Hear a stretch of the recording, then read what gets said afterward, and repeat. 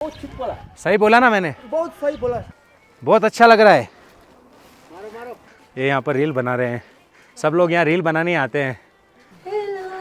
Hello जो जो लापा तारे माम। मिल्क से बनता है ये। हाँ आग की मिल्क से बनता है। याक के मिल से। यहाँ से मारफा विलेज का बढ़िया व्यू दिख रहा है। अच्छा ये नीलगिरी है और इस तरफ में धौलागिरी है। ये मस्त डॉग है एकदम। और याक आ रहे हैं इतने सारे। याक इतने सारे। सेम लद्दाख वाला फील है यहाँ पर। ओ चांगरा चांगरा नेपाली चांगरा। रियल विलेज तो यहाँ पर है, मिट्टी के घर और बढ़िया। Bye bye, take care. तो ये है मुक्तिनाथ मंदिर, भगवान विष्णु का धाम। थोड़ा सभी जगह से भर रहा है, 108 जगह से। तो बढ़िया जगह है ये। बुद्धा की स्टेच्यू है बीच में। नीचे है स्नोफॉल शुरू हो गया है, तो आधा पौना घंटा यहाँ रुकेंगे, तब तक हो सकता है बढ़िया स्नोफॉल देखने को मिले।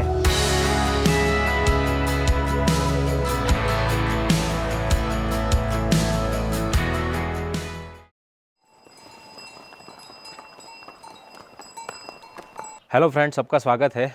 अभी मैं मारफा में हूँ, जो कि एक विलेज है और मुस्तांग डिस्ट्रिक्ट में आता है। तो मैं यहाँ पोखरा से आया था। पोखरा करीब यहाँ से 150 किलोमीटर है। और इसके अलावा यहाँ से आगे मुक्तिनाथ है, जहाँ पर मुझे जाना है, जो कि यहाँ से 30 किलोमीटर है। लेकिन पहाड़ी रास्ता है और काफ़ी ऊंचाई है, तो पहुँचने में टाइम लगता है करीब 1.5 घंटा। बाकी मैंने पोखरा से मुक्तिनाथ का टूर लिया है, तो मेरे साथ और भी पैसेंजर है, तो सारे अच्छे हैं। काफ़ी बढ़िया रहा उनके साथ, काफ़ी हंसी मजाक की। और सारी गर्ल्स है, मैं अकेला ही जेंट्स हूँ। मैं तो रेडी हो गया हूँ, लेकिन गर्ल्स लोगों को टाइम लगता है रेडी होने में, तो उन्हीं का वेट हो रहा है। तो वो जब आएंगे तो यहाँ से मारफा विलेज में जाऊँगा, थोड़ा एक्सप्लोर करूँगा 1-1.5 घंटा उनके साथ में, और उसके बाद में फिर मुक्तिनाथ की तरफ आगे बढ़ूँगा। आप लोग रेडी हो? दूसरे लोगों को कहाँ छोड़ दिया? दूसरे लोग नहीं जा रहा था, हम क्या करें? आपने मुझे बोला था 6 बजे सर रेडी रहना, अपन जाएंगे। उठाया तो नहीं उठाते। और अभी कितने बज गए? तो अभी 8 बजने लगे। Hello, good morning. तैयार हो गए आप? तो आ गए सब लोग। Good morning. Good morning. Good morning. Hello, good morning. बहुत जल्दी तैयार हो गए आप। क्या करूं, मैं इतनी सुंदर हूं, मैं क्या करूं। मौसम अभी ठीक है, बढ़िया धूप दिख रही है, और पीछे वहाँ पर स्नो कवर्ड माउंटेन है।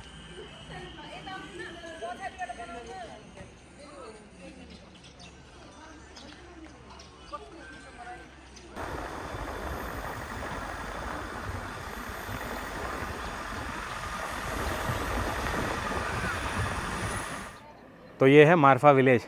ये मेन रोड है और यहाँ पर सारी शॉप्स बनी हुई है, और इस तरफ में ये रास्ता जाता है मुक्तिनाथ के लिए। तो सामने मारफा विलेज का एंट्री गेट है, वेलकम टू मारफा विलेज। और यहाँ पर ये डुप्लीकेट याक है। यहाँ पर असली याक नहीं मिलता है, क्योंकि हाइट कम है इसके लिए। ठीक बोला आपने, बहुत ठीक बोला। सही बोला ना मैंने? बहुत सही बोला। हाँ, वो ऊपर पहाड़ों में मिलते हैं असली याक। क्या पहाड़ों में मिल रहा है वो या? गांव में पक्की सड़क बनी हुई है यहाँ पर, और ये ऊपर का व्यू है, पूरा मिट्टी वाले पहाड़ है। तो ये गेट बना हुआ है पुराना, बढ़िया एकदम। और यहाँ पर ये सारे चक्र लगे हुए हैं। मारफा विलेज में थकाली कम्युनिटी रहती है, थकाली लोग हैं सारे यहाँ पर। और ये सारे एप्पल ट्री हैं।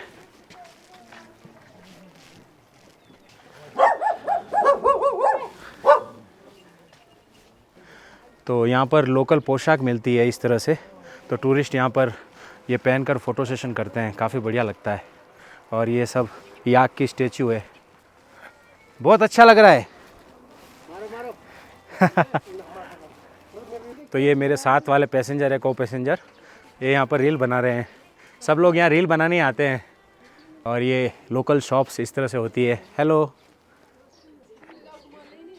आप भी थकाली है? तो हाँ, मुझे बताया किसी ने यहाँ थकाली कम्युनिटी रहती है मारफा में। थकाले है, बहुत है। ज़्यादा थकाली है? अच्छा। और यहाँ पर एप्पल काफ़ी होती है, तो इस तरह से ये एप्पल के प्रोडक्ट मिलते हैं, एप्पल वाइन और उसके अलावा ड्रिंक्स वगैरह। यहाँ पर सारा फ़ोटो सेशन होता है, रील्स यहीं पर बनाते हैं सब, और बहुत ही बढ़िया व्यू दिखता है। देखो, फोटोजेनिक है ये जगह, सारे पुराने घर है ये।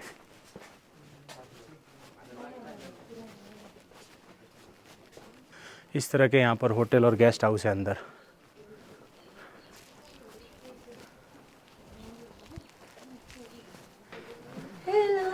हेलो, बढ़िया से रील बनाओ अभी यहाँ पर, है ना? मैंने बना लिया। बना लिया? वो लोग नहीं आए। आ रहे। हेलो, बहुत ही बढ़िया लगता है यहाँ पर घूमना, और फोटोज़ तो स्पेशली बहुत अच्छे आते हैं यहाँ के, इसीलिए सारे टूरिस्ट यहाँ पर आते हैं। मारफा ज़रूर रुकते हैं।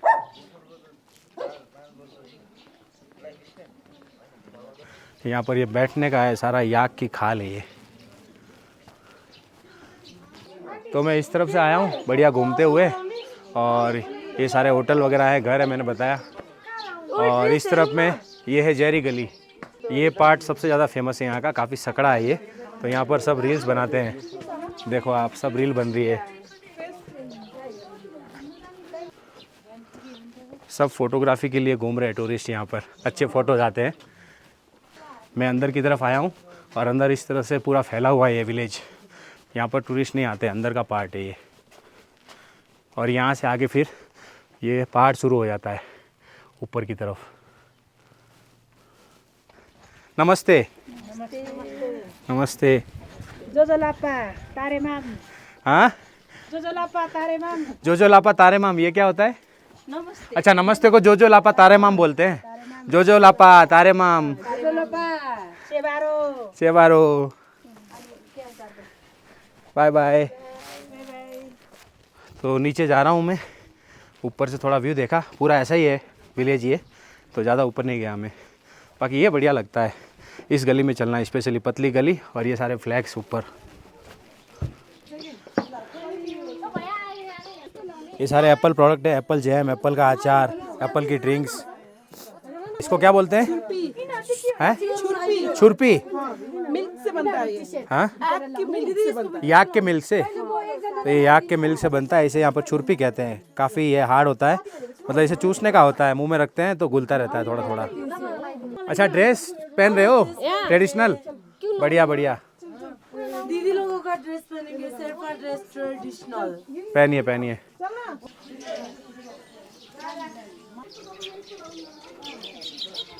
ये बुद्धिस्ट मोनेस्ट्री है यहाँ पर विलेज में।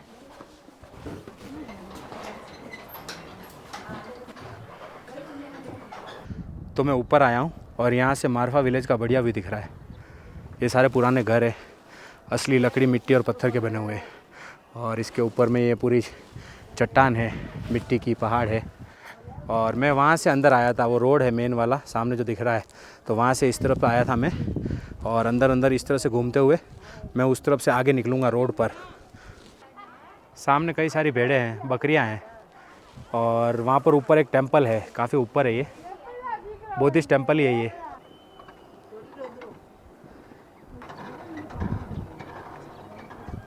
तो घूमते घूमते मैं आगे मेन रोड की तरफ जा रहा हूँ, वहीं पर गाड़ी खड़ी है।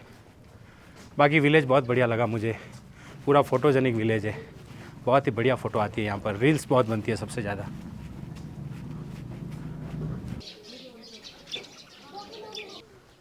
हेलो।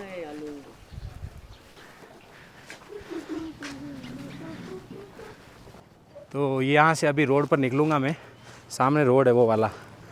बाकी यहाँ के पहाड़ ज़बरदस्त दिखते हैं। समय नहीं है, नहीं तो मैं ऊपर जाता वहाँ पर बुद्धिस्ट टेम्पल में।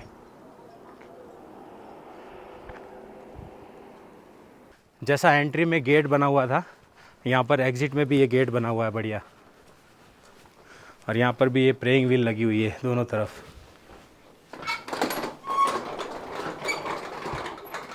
और मैं आ गया हूँ विलेज के बाहर, और अभी यहाँ से आगे बढ़ते हैं मुक्तिनाथ के लिए। बहुत बढ़िया नज़ारे देखने को मिलेंगे हमें सफ़र में।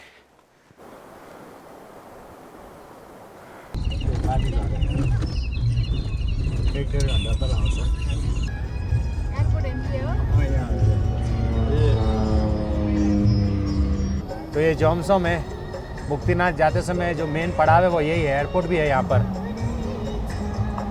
जोमसम मार्केट है ये। सामने नीलगिरी माउंटेन दिख रहा है, और इधर एयरपोर्ट है। जोमसम में आर्मी कैंप है ये सारे, नेपाल आर्मी।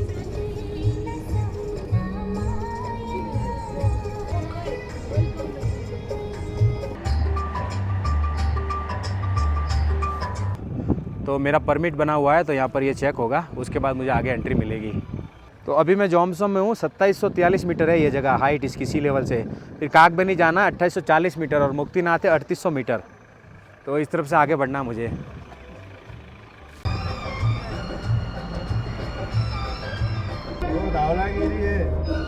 धौलागिरी है ये कौन सा है? नीलगिरी। अच्छा ये नीलगिरी है और इस तरफ में धौलागिरी है। ये नीलगिरी माउंटेन बढ़िया दिख रहा है।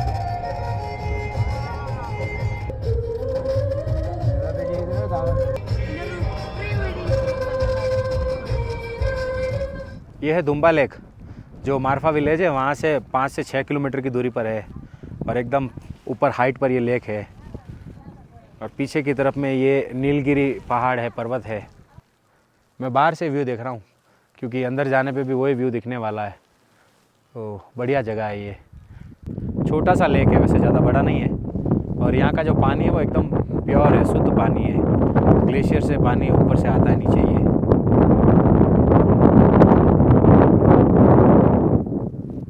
दुम्बा लेक की सी लेवल हाइट 2900 मीटर है, मतलब करीब करीब 9000 फीट के आसपास।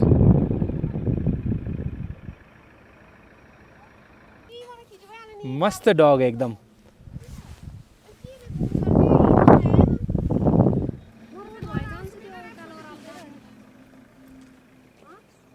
क्या खरीद रहे हो? ये खरीदा मैंने एप्पल का है, सुकुटी ड्राई एप्पल। सुकुटी? हाँ, ड्राई एप्पल। मतलब एप्पल ड्राई करके उसको पैक किया हुआ है। हाँ, ये इसको घाम में सुखाकर, मशीन के थ्रू नहीं, घाम में सुखाकर। अच्छा। हाँ, इसको कट करके घाम में सुखाया है। अच्छा,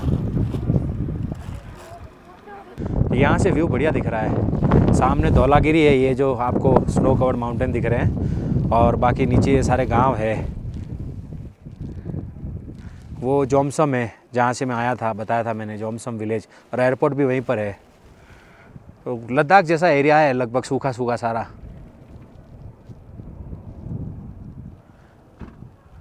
ऊपर वहाँ पर एक मोनेस्ट्री भी है।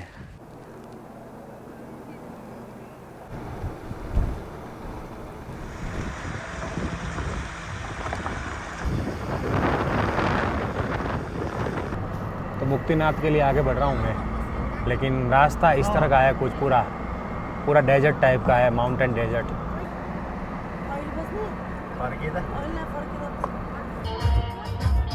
ओ याक आ रहे इतने सारे, याक इतने सारे।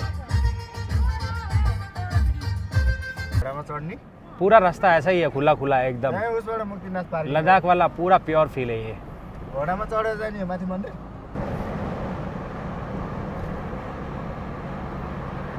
ये है काकबेनी, नीचे है। मैं ऊपर जा रहा हूँ मुक्तिनाथ की तरफ। सेम लद्दाख वाला फील है यहाँ पर, मिट्टी के सारे पहाड़ और उस तरह की पूरी ये इसकी संरचना, और एकदम खुला खुला। और ये नीचे काकबेनी जो मैंने बताया, अंतिम संस्कार होता है यहाँ पर और श्राद्ध होता है। काकबेनी नाम का मतलब भी वही होता है, मुझे बताया यहाँ पर इन्होंने। यहाँ से अभी पूरी चढ़ाई है।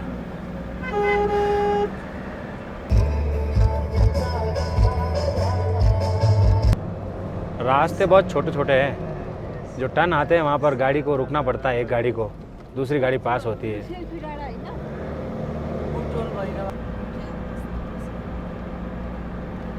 ऊपर बहुत सारी भेड़ें हैं। ओ चांगरा, चांगरा, नेपाली चांगरा। टूरिस्ट लोग भी फोटो सेशन कर रहे हैं। बढ़िया भेड़ें हैं काफ़ी सारी।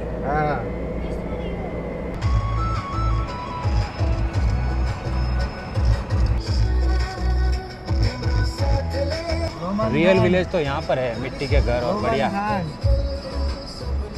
बढ़िया एकदम पहाड़ों के बीच में गांव भी है आगे। और इस तरफ भी कई सारे गांव है, पहाड़ी गांव।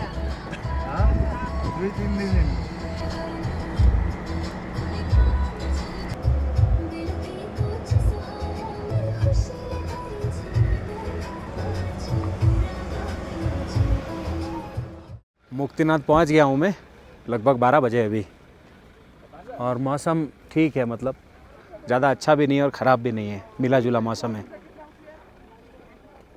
चलो bye bye bye, take care, enjoy. Nice to meet you. Same here. अच्छा लगा आपके साथ। हमें बहुत अच्छा लगा। तो ये लोग यहाँ से दर्शन करके ऊपर जाएंगे अपर मुस्टांग, और मैं दर्शन करके यहाँ से वापस पोखरा जाऊँगा।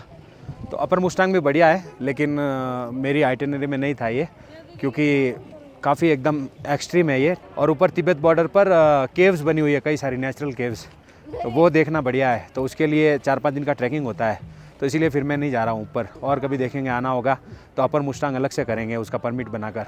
और काफ़ी महंगा भी है, अलग से गाइड कंपलसरी होता है और एक आदमी को अलाउ नहीं करते, कम से कम 2 लोग होने चाहिए। और परमिट मैंने चेक किया था, लगभग $500 का परमिट है, तो पूरा सिस्टम अलग है। तो इसलिए मैंने फिर उसको इस ट्रिप में शामिल नहीं किया। तो चलते हैं, मुक्तिनाथ के दर्शन करते हैं। सारे घोड़े खड़े हैं यहाँ पर।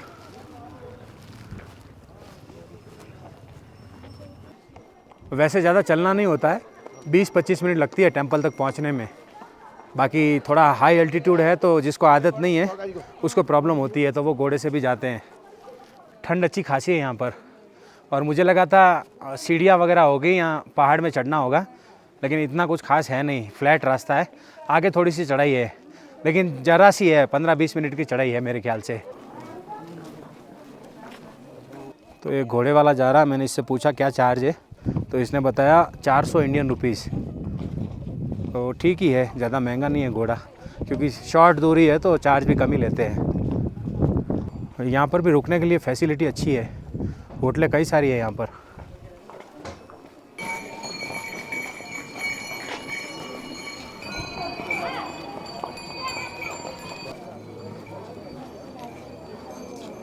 सारा मार्केट है यहाँ पर, ये गर्म कपड़ों की शॉप्स है, लोकल मार्केट।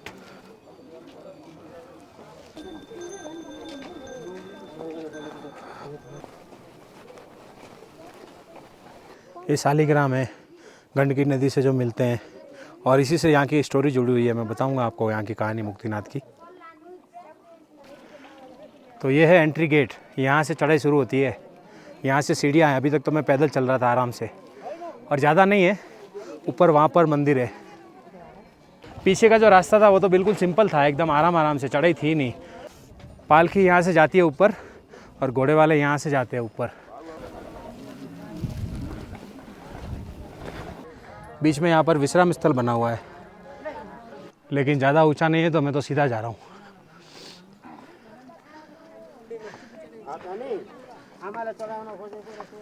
सीढ़ी पर यहाँ पर लोकल बेचने वाले बैठते हैं, और सारे बाबा बैठते हैं। तो मैं ऊपर गेट पर पहुँच गया हूँ, और सीढ़ी चढ़ने में 10 मिनट लगा मुझे। टेंपल वहाँ पर है ऊपर की साइड, और यहाँ पर एक गुफा है, शंभ गुफा नाम है इसका। तो यहाँ पर यात्री मेडिटेशन करते हैं, ध्यान करते हैं।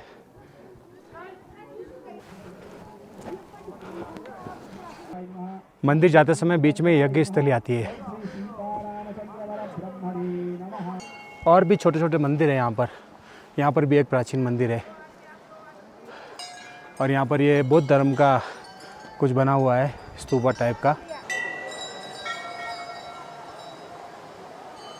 मुक्तिनाथ बौद्ध और हिंदू दोनों धर्म के लिए पवित्र स्थान है, क्योंकि यहाँ पर भगवान विष्णु का धाम है ये, तो इसलिए हिंदू धर्म के लोग आते हैं दूर दूर से।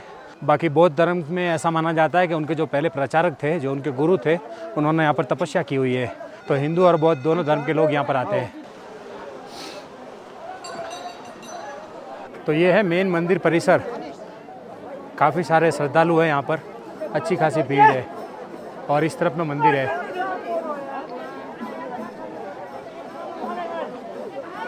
तो ये है मुक्तिनाथ मंदिर, भगवान विष्णु का धाम, और काफ़ी लंबी लाइन है पीछे से लगा के और इस तरफ तक। लेकिन अंदर फोटोग्राफी वीडियोग्राफी अलाउ नहीं है, तो मैं आपको अंदर से नहीं बता पाऊँगा। तो मैं अभी अंदर जाऊँगा दर्शन करने के लिए, आधा पौना घंटा लगेगा शायद, या ज़्यादा भी लग सकता है। और उसके बाद फिर आपको और यहाँ की जो आसपास की जगह है वो दिखाऊँगा। यहाँ पर और भी मंदिर है और अन्य स्थल बने हुए हैं। ये कुंड है, यहाँ पर श्रद्धालु नहाते हैं और उसके बाद मंदिर में जाते हैं दर्शन करने के लिए। ये जो लाइन है ये इस तरह से घूमते हुए पीछे से, और अंदर वाली जो लाइन है वो वाली यहाँ आएगी, और यहाँ से अंदर जाएंगे दर्शन करने के लिए। तो अच्छी खासी लाइन है अभी यहाँ पर, भीड़ अच्छी है। मंदिर के पास यहाँ पर सारे श्रद्धालु जोत करते हैं और यहाँ पर नारियल चढ़ाते हैं।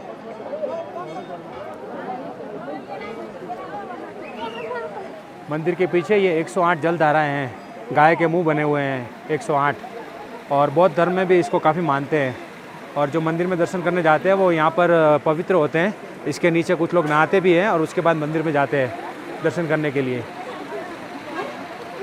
कुछ लोग नहा के मंदिर में दर्शन करने जाते हैं और कुछ लोग अपने साथ यहाँ का पानी लेके जाते हैं। हर नल में से थोड़ा पानी भरते हैं और फिर लेके जाते हैं। जैसे ये भाई भर रहा है, थोड़ा सभी जगह से भर रहा है, 108 जगह से।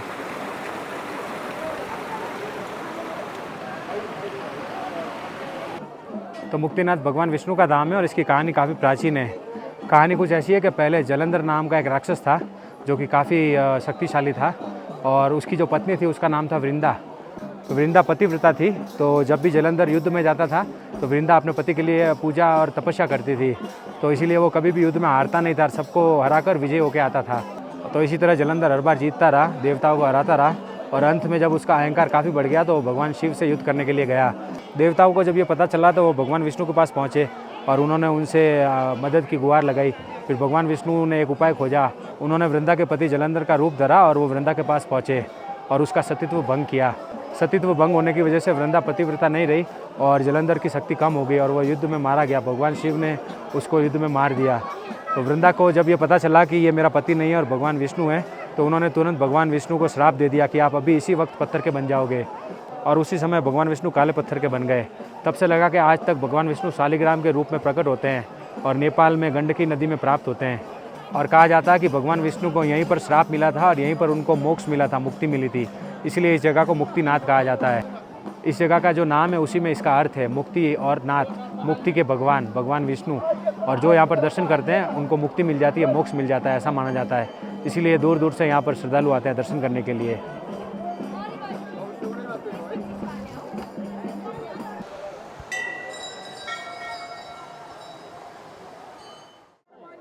ये मुक्तिनाथ मंदिर है और इस तरफ में यहाँ पर ऊपर बौद्ध धर्म का धर्म स्थान बना हुआ है।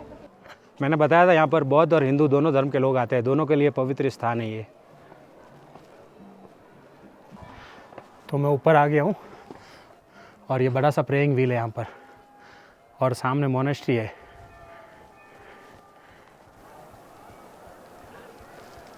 मोनेस्ट्री से ऊपर का व्यू बढ़िया दिख रहा है, कई सारे फ्लैग्स है ऊपर, कलरफुल फ्लैग्स लगे हुए हैं।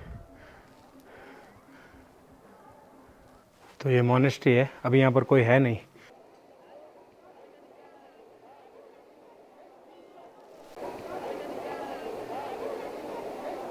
तो सामने टेंपल है और इस तरफ का व्यू काफ़ी बढ़िया है। यहाँ पर बुद्धा की मूर्ति है और ज्वालामाई करके एक जगह है जहाँ पर जोत जलती है, प्राकृतिक जोत।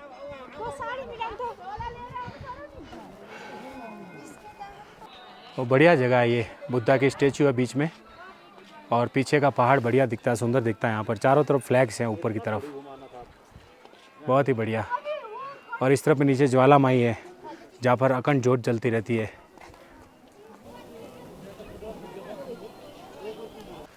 तो ये जगह है ज्वालामाई।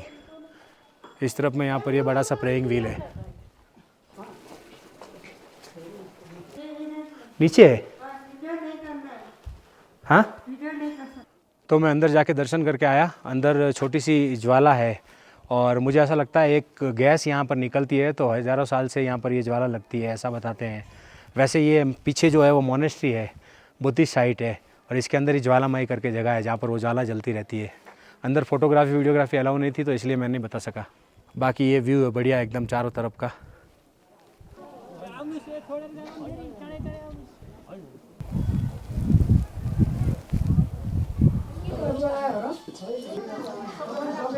तो मैं नीचे आ गया हूँ और अभी 2 बज गए हैं।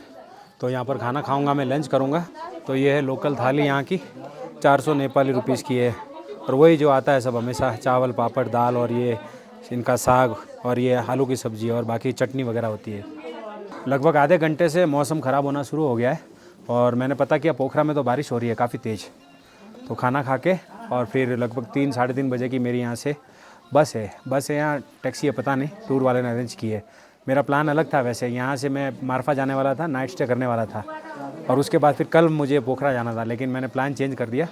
तो अभी मुझे भी नहीं पता है किस में मैं जाऊँगा। तो देखते हैं, पहले खा लेते हैं।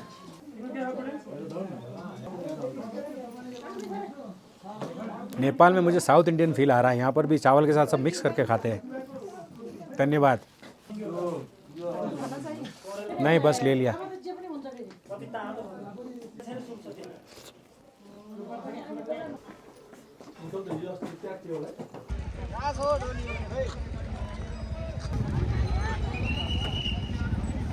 तो टाइम पे दर्शन हो गए, नीचे आ गया, खाना खा लिया और अभी गाड़ी भी मिल गई है। यहाँ से 3:30 बजे मैं निकलूँगा। अभी आधा घंटा बाकी, आधा पौना घंटा, और स्नोफॉल शुरू हो गया है। तो आधा पौना घंटा यहाँ रुकेंगे, तब तक हो सकता है बढ़िया स्नोफॉल देखने को मिले। अभी ऊपर स्नोफॉल हो रहा है वहाँ पर काफ़ी ज़्यादा, तो यहाँ पर भी होगा, नीचे भी।